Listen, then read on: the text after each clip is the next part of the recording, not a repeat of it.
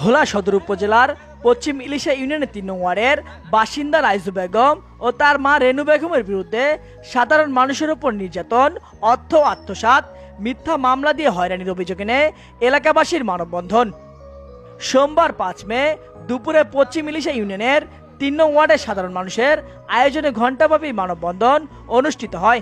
এতে শতাধিক নারী পুরুষ অংশ নেন।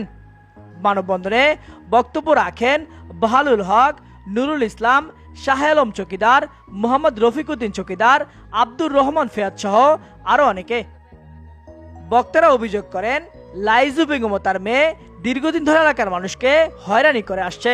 তারা নানা কৌশলে টাকা আদায়, ভয়ভীতি প্রদর্শন এবং মিথ্যা মামলা দিয়ে ফাঁসানোর হুমকি দেন বলে জানান বক্তারা। লাইজু আর স্বামীর নাম হইল শেখপুরি।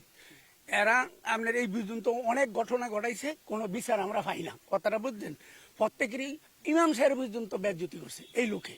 এর অত্যাচারে আমরা এইখানে প্রত্যেকটা মানুষের কালকা আপনার দারোগায় আইছে ইনকোয়ারি করতো, সেইখানে সে আইয়া পর্যন্ত খারাপ ব্যবহার দারোগার সামনে বলছে। কথাটা বুঝছেন? হেয়ার পরে রাস্তা দিয়া আলেমেরা নমাজ করে হাজি করে গালি গালাজ করতে করতে এনতন গেছে বলার তো আইতে আইতে রাস্তায় গালি গালাজ করছে। এই এলাকায় তাদের অত্যাচারে আমরা কেউ ইজ্জত কেউ ইজ্জতে তারা রাখে। তার স্বামীর নাম হলো শেখপুরি। এই মহিলা ইমামের গালাইল করে, আজিরা হজ করছে তাদের গালাইল করে, সমাজের লোকের গালাইল করে, একটু হইলে দাও কাছে লিয়া পাইতাম আর করবে ওঠে। আর আমরা চাই এর সুস্থ বিচার চাই আর এই ঘটনার। হ্যাঁ, প্রশাসনের কাছে এই আমরা কাছে এই দাওয়াত। আমার নাম মোহাম্মদ বাহালুল হক। আমরা যার বিরুদ্ধে মানববন্ধন করতে যাচ্ছি তার নাম হলো লাইজু এবং তার স্বামীর নাম মোহাম্মদ শেখপুরি। আসলে ও এরকমই একটা মানুষ, এলাকার ভিতরে ওর এরকম এত পরিমাণ খারাপ রেকর্ড যা বলা বাহুল্য। এখন ওর বিচার আমরা যেতুগুলা ঘটনা করছে এখানে সবাই সাক্ষী আছে, সবাই জানে, এলাকার মানুষ ওর অত্যাচারে অতিষ্ঠিত। এখন আমার ভোলাতে পুলিশ প্রশাসনের কাছে আমার একটাই আবেদন, তারা এই মানববন্ধন থেকে আমি এটাই বলতে চাই যে এই মানববন্ধন দেখে তারা সুষ্ঠু একটা বিচার করবো। যদি না করে লাইজু বেগমের বিচার করব, যদি না করে আমরা ডিসি অফিসের সামনে মানববন্ধন করব। তাও যদি না করে তাহলে আমরা সকলে একত্রিত আমাদের নিজের আইন নিজের হাতে তুলে নিব। এটাই আমার লাস্ট বক্তব্য। সবার কাছে সঠিক বিচার চাই। এই লাইজু স্বামীর নাম হচ্ছে শেখ ফরিদ আর লাইজুর মার নাম হচ্ছে রেনু বেগম। লাইজু অত্যাচারে আমরা সবাই বিরক্ত, কিন্তু আমরা এই এলাকাতে ছিলাম না। কেউ আমাদের আপন না, কেউ আমাদের শত্রু না, সবাই আমাদের কাছে সমান। লাইজু যে এত খারাপ আমি যদি নিজের চোখে না দেখতাম বিশ্বাস করতে পারতাম না। এই মহিলায় আপনার আমাকে এই এলাকায় বাড়ি, তারপরে এই কারেন্ট নিতে চাইছে আমাকে মসজিদের তো, তা আমরা কিছু কমিটির তো পরামর্শ করে নিই। কথাটা বুঝছেন?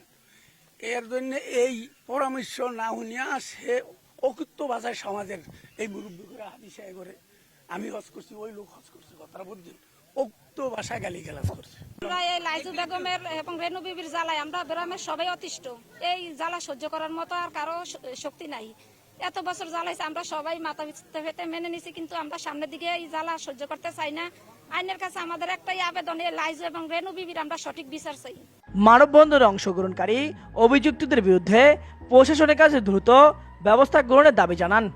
এ বিষয়ে অভিযুক্তের কাছে জানতে চাইলে তিনি জানান, আপনি তাদেরকে মারধর করছেন এবং কি তাদের বিভিন্ন জায়গায় অকথ্য ভাষায় গালিগালাজ করেন, মিথ্যা মামলা দিয়ে হয়রানি করেন।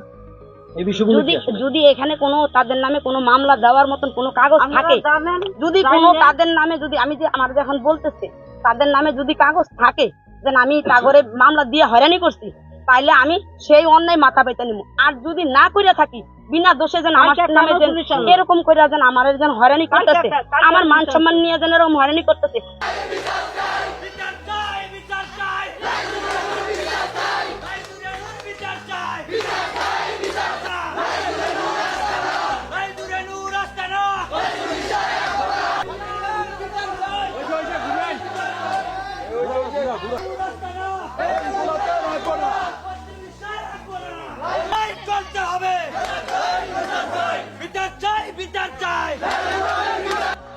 Hasan Ahmed, news desk.